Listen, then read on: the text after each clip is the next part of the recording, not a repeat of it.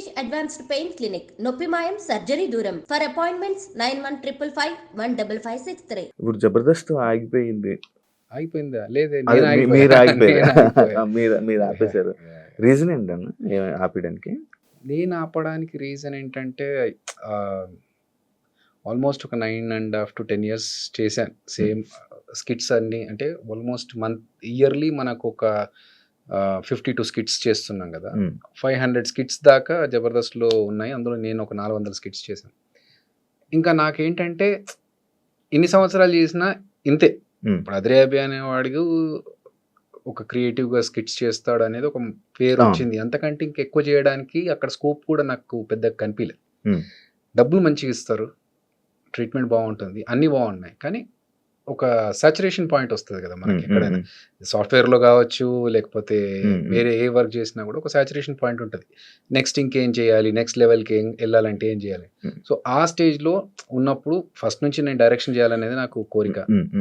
So ఇలా ఉండి చేయడం కుదరట్లేదు. కంప్లీట్ ఫోకస్ షిఫ్ట్ చేసి టోటల్గా సినిమాల మీద పెడదామని చెప్పి అప్పుడు బయటకు రావడం జరిగింది. సినిమా ఇండస్ట్రీలో కూడా కదన్నా యాక్టింగ్ అప్పుడు ఇలా సినిమాలో కనిపిస్తుంటారు, మళ్ళీ గ్యాప్ ఇస్తూ ఉంటారు, మళ్ళీ వస్తుంటారు, మళ్ళీ గ్యాప్ ఇస్తుంటారు. ఎందుకంటే అది గ్యాప్ మీరు ఇస్తారు కావాలని ఇవ్వరు, గ్యాప్ వస్తూ ఉంటుంది. మనకి సినిమా ఇండస్ట్రీలో హిట్ ఉంటే ఒకసారి టాప్ రేంజ్కి తీసుకెళ్తారు. ఒక్కొక్కసారి ఎంత పెద్ద యాక్టర్ అయ్యి ఎంత బిజీగా ఉన్న యాక్టర్ అయినా కొన్ని సందర్భాల్లో సైలెంట్గా ఇంకేం వర్క్ లేకుండా ఇంట్లో కూర్చునే సందర్భాలు కూడా వస్తాయి. సో మనకు సినిమా ఇండస్ట్రీ అంటేనే ఒక స్టెబిలిటీ లేని ఇండస్ట్రీ. అది ఒకసారి అప్ ఉండొచ్చు, ఒకసారి డౌన్ ఉండొచ్చు. కాబట్టి ఈ మార్పులు, వెళ్ళడాలు, రావడాలు ఇవన్నీ జరుగుతూ ఉంటాయి. ఈ స్టెబిలిటీ ఎందుకన్నా ఎలా అవుతుంటుంది? అప్ అండ్ డౌన్స్ రీజన్ నా అనాలిసిస్ ప్రకారం ఏంటంటే మోర్ ఎక్కువ జనాలు, డిమాండ్ తక్కువ ఉండి సప్లై ఎక్కువ ఉంటే, కమర్షియల్ దాంట్లో మాట్లాడాలంటే, కామర్స్ విషయంలో మాట్లాడాలంటే, ఉన్న క్యారెక్టర్స్ కొన్ని ఉంటే సప్లై 100 మంది వచ్చి నిలబడ్డప్పుడు ఓకే వీడికి ఇంత ఇవ్వాలి అమౌంట్, వీడికంటే వాడికైతే ఇంకా తక్కువ ఇచ్చుకోవచ్చు కదా, అప్పుడు మనకు డబ్బులు మిగులుతాయి అని చెప్పేసి తక్కువ అమౌంట్ వచ్చే వాళ్ళని పిక్ చేసుకోవడం వల్ల ఎక్కువ డబ్బులు ఛార్జ్ చేసే పర్సన్ సైలెంట్ ఖాళీ అయిపోతాడు. సో ఇది ఇండస్ట్రీలో చాలా సంవత్సరాల నుంచి నడుస్తుంది. కాబట్టి దట్ ఈస్ హౌ ఎవర్ దేర్. మనకు ఎక్స్ట్రాడినరీ ఇతను కాకపోతే ఇంకెవ్వరూ లేరు అనే ఆప్షన్ క్రియేట్ చేసుకోగలిగితే ఇంకా వాళ్ళకి తిరుగులేదు. అదర్వైజ్ ఇవి అప్స్ అండ్ డౌన్స్. ఇదే జబర్దస్త్ లో ఉన్న ఆర్టిస్టుల వల్ల, కమెడియన్స్ వల్ల సీనియర్ ఆర్టిస్ట్ కమెడియన్స్ సైడ్కి వెళ్ళిపోవడం జరిగింది. అంటే దాన్ని యాక్సెప్ట్ చేస్తారా మీరు? లేదండి, అంటే సినిమాలో ఉన్న కమెడియన్స్కి ఉన్న క్రేజ్ వేరు, టీవీ ఆర్టిస్టులకి జబర్దస్త్లో ఉన్న కమెడియన్స్కి ఉన్న క్రేజ్ వేరు. జబర్దస్త్ అంటే ఏంటంటే రెగ్యులర్గా ఎవ్రీ వీక్ కనిపించడం వల్ల మన ఇంట్లో అబ్బాయి అన్న ఫీల్తో ఉంటారు అందరు. సినిమా ఆర్టిస్ట్ అంటే సినిమా ఆ క్రేజ్లో చూస్తారు. కాబట్టి ఇప్పటికీ మేము బ్రహ్మానందం గారిని, వేణుమాధవ్ అన్నను, ఆలీ అన్నను, వీళ్ళందరిని ఇన్స్పిరేషన్గా తీసుకుంటూ ఉంటాం. వాళ్ళు చేసిన కామెడీలోంచి అరే మన స్కిట్లో ఇలాంటిది ఏదైనా వాడాలరా, జంధ్యాల గారి మార్క్ కామెడీ కావచ్చు. సో అవన్నీ మనకి ఇన్స్పిరేషన్ వచ్చింది వాళ్ళ నుంచి. జబర్దస్త్ వాళ్ళు కనిపిస్తున్నారు, ఎక్కువగా కనిపిస్తున్నారు, ఈ మధ్య కొంచెం వీళ్ళని చూడడానికి ఎక్కువగా జనాలు వస్తారని చెప్పేసి సీనియర్స్ని కాకుండా కొత్త వాళ్ళని వీళ్ళని తీసుకుంటే ఇంతకుముందు చెప్పినట్టు బడ్జెట్ తక్కువ, ప్లస్ వీళ్ళని ఎక్కువగా చూస్తున్నారు కాబట్టి వీళ్ళైతే ఇంకొంచెం బెనిఫిట్ ఉంటుండొచ్చు అనే ఒక్కటి తప్ప టాలెంట్లో వాళ్ళని మించి అయితే కాదు. సో సేమ్ థింగ్, ఇప్పుడు ఉన్న ఆర్టిస్టులు ఎంతో కాలం ఉండరు. జబర్దస్త్లో ఉన్న వేరే ఎక్కడ ఉన్నా ఇంకా వేరే కొత్త టాలెంట్ వాళ్ళు వచ్చినప్పుడు ఈ పాత వాళ్ళని పక్కకు పెట్టి వాళ్ళని తీసుకుంటారు. It's cycle. ఇప్పుడు డైరెక్షన్ చేస్తున్నారు కదండి, ప్రతి ఒక్కరి దగ్గరికి వెళ్ళి మనకు ఒక అవకాశం రావాలంటే వెళ్ళి అడుక్కోవాలి, అడుక్కునేదే కాక రాజకీయం జరుగుతూ ఉంటుంది అని చెప్పి ఒక సందర్భంలో చెప్పడం జరిగింది. అది నిజమా? ఐ మీన్ ఉండొచ్చు, వాస్తవాలు ఉండొచ్చు, దాంట్లో జరుగుతుండొచ్చు కూడా. నేను ఈశ్వర్ సినిమా 22 సంవత్సరాలు ముందు చేశా, మధ్యలో కొన్ని సంవత్సరాలు గ్యాప్ వచ్చింది. ఎందుకంటే నాకు తెలీదు. ఫస్ట్ ఆఫ్ ఆల్ నాకు సినిమా ఇండస్ట్రీ బ్యాక్గ్రౌండ్ లేదు. నేను నా ఫ్యామిలీ అందరు మా దాంట్లో ఫ్యామిలీ నుంచి first person to be a film actor. So నేను సినిమా ఇండస్ట్రీలోకి వచ్చినాక నాకు గైడ్ చేసేవాళ్ళు ఎవరు లేరు. సాఫ్ట్వేర్కి తర్వాత వెళ్ళా, అచ్చా ఫస్ట్ యాక్టింగ్, ఫస్ట్ ఆహా. యాక్టర్ గా వచ్చిన తర్వాతనే సాఫ్ట్వేర్కి వెళ్ళా. ఆహా. సో ఒక యాక్టర్ గా నేను ఈశ్వర్ సినిమా తర్వాత గౌతమ్ ఎస్ఎస్ ఇవన్నీ చేస్తున్నప్పుడు నాకు ఆఫీస్లోకి వెళ్ళి వాళ్ళని అడగాలి ఆపర్చునిటీస్, నాకు ఏదైనా అవకాశం ఇవ్వండి, లేకపోతే నేను ఆడిషన్స్ ఇస్తా, ఇవన్నీ నాకు అప్పుడు తెలియదు, నన్ను గైడ్ చేసే వాళ్ళు కూడా లేరు. ప్లస్ ఇంకోటి ఏంటంటే నాకు సరే మనం ఇంత పెద్ద సినిమా చేసాము, మన గురించి చూసారు మోహన్ బాబు గారు, వీళ్ళు పిలిపించి సినిమాలో అవకాశం ఇచ్చారు, అలాగే అందరూ పిలిచి మనం చూసాం కదా.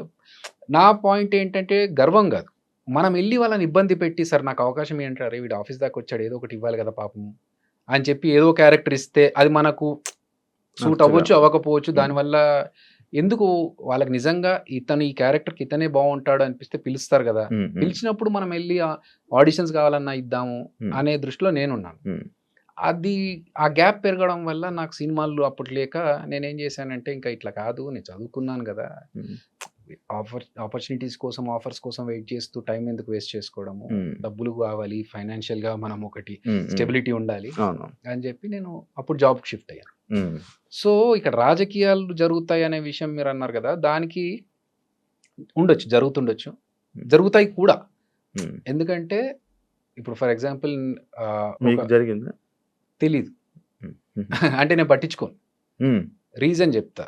ఒకసారి నాకు ఒక సీరియల్ కోసం నన్ను ఫోన్ చేశారు, అప్పుడు నేను అసలు సీరియల్స్ చేయాలనే దృష్టిలో లేను, బట్ జాబ్ చేస్తూ జబర్దస్త్ చేస్తూ ఉన్నాను, మంచి పీక్ టైమ్స్లో నాకు ఫోన్ వచ్చింది, ఒక మెయిన్ హీరోగా మిమ్మల్ని సీరియల్ అనుకుంటున్నామండి, మీరు చేస్తే బాగుంటుంది అనుకున్నామంటే ఓకే ఇదేదో బాగుంది. అప్పుడు నేను జాబ్ వదిలేసి టోటల్గా ఇటు షిఫ్ట్ అయిపోవచ్చు, ఎందుకంటే నంబర్ ఆఫ్ వర్కింగ్ డేస్ ఎక్కువగా ఉంటాయి కాబట్టి అని అనుకున్నాను.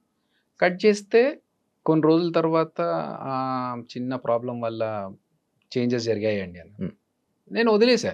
సేమ్ పర్సన్ మళ్ళీ నాకు కొన్ని రోజుల తర్వాత కలిసినప్పుడు కొన్ని ఆబ్లిగేషన్స్ వల్ల కొన్ని చేంజెస్ జరిగాయండి అంటే అప్పుడు నాకు అర్థమైంది, ఓహో బ్యాక్ ఎండ్లో ఏదో జరిగింది అని చెప్పి. బట్ ఏంటి, ఎవరు చేశారు, ఎందుకు చేశారు అనేది పట్టించుకోవాల్సిన అవసరం అనిపించలేదు నాకు, ఎందుకంటే తెలుసుకొని చేయాల్సింది ఏం లేదు. I left it. సో జరుగుతాయి రాజకీయాలు అనేది డెఫినెట్గా. ఇప్పుడు ఫర్ ఎగ్జాంపుల్ ఒక డైరెక్టర్ ఉన్నాడు, అతనికి తెలిసిన పర్సన్ ఉన్నాడు, ప్రొడ్యూసర్ ఉన్నాడు, అతనికి తెలిసిన పర్సన్ ఉన్నాడు. ఇప్పుడు ఇద్దరిలో ఒకరికి ఆపర్చునిటీ ఉందంటే అక్కడ రాజకీయాలు జరుగుతాయి డెఫినెట్గా. మావాడిని పెట్టుకోవాలంటే మావాడిని పెట్టుకోవాలి, వర్త్ ఎవరు అనిపిస్తే వాళ్ళకి ఆపర్చునిటీ వస్తుంది నేను అనుకునేది. ప్లస్ ఫేట్ కూడా ఉండాలి. ఇబ్బంది పడలేదన్నా?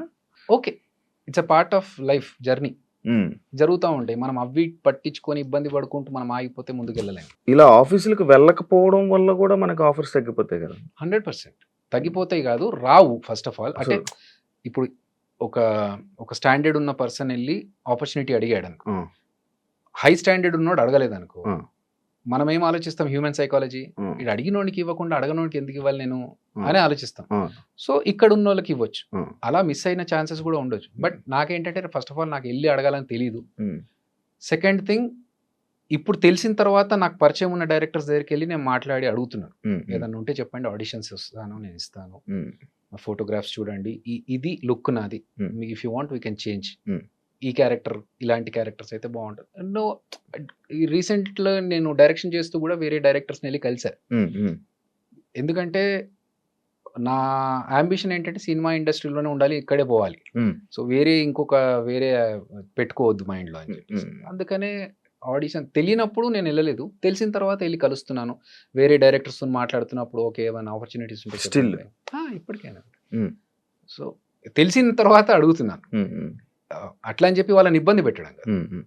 ఇప్పుడు వాళ్ళు ఏంటి, అరే పాపం అడుగుతున్నాడు చాలా రోజుల నుంచి వెంటపడుతున్నాడు కదా, ఏదో క్యారెక్టర్ ఇచ్చేయాలని చెప్పి ఇచ్చారనుకోండి, అప్పుడు ఏంటి అక్కడికి వెళ్ళి గుంపులో ఒక నలుగురిలో ఒకరు నిలబడాలనుకో, అప్పుడు మనకు సాటిస్ఫాక్షన్ ఉండదు. చేయవన్నాలంటే ఒకళ్ళు వచ్చినా కూడా గుంపులో అంటే దానికి ఒక రికగ్నైజేషన్ ఉండాలి. 22 సంవత్సరాల నుంచి ఉన్నాను ఇండస్ట్రీలో, అట్లీస్ట్ మొన్న తేజ గారిని కలిసా, మాట్లాడినప్పుడు నేను జబర్దస్త్ చూడనమ్మా అన్న, పర్లేదు సార్ అందరూ చూడాల్సిన కంపల్షన్ ఏం లేదు, అందరూ ఒక్కొక్కరికి ఒక్కొక్క ఇష్టం ఉంటుంది అంటే, సరే ఎలాంటి క్యారెక్టర్స్ కావాలి అనుకుంటున్నావు నువ్వు యాజ్ యాక్టర్ అంటే, సరే 22 సంవత్సరాల నుంచి ఇండస్ట్రీలో ఉన్నాను, ప్రభాస్ అన్న క్రేజ్ ఏంటో తెలుసు మీకు, అదే సినిమాతో నేను స్టార్ట్ అయ్యాను, కొంచెం అన్న మనకు పేరుండి గుర్తుపట్టేలాగా నాకు ఒక రికగ్నైజేషన్ వచ్చే క్యారెక్టర్, అరే ఈ క్యారెక్టర్ భలే చేశాడరా అనే క్యారెక్టర్ ఉంటే ఓకే సార్, అది పాజిటివా నెగిటివా ఏంటి అనేది తర్వాత, చిన్న క్యారెక్టర్ అయినా పెద్ద, ఒక్కొక్క చిన్న క్యారెక్టర్లకు కూడా ఉండిపోతాయి లైఫ్.